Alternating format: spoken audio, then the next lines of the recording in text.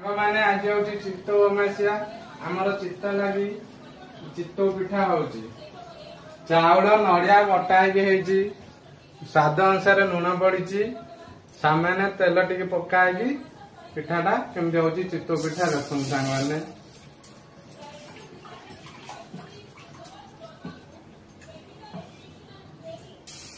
सुजटा दिहला घोड़नी पकाला ओदा कपड़ा गुरा कहीं पिठाटा फुलवा ओदा कपड़ा दिहले पिठाटा फुल पिठाटा आमर होगला चित्तौ पिठा देखो सांग मैंने पिठाटा फुली जाइए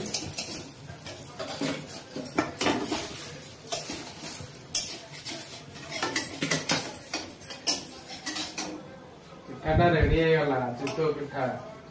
पिठाटा चित्तौ पिठाटा खाऊची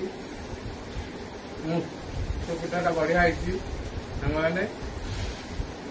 वीडियोटा भल लगे लाइक शेयर सब्सक्राइब करिए।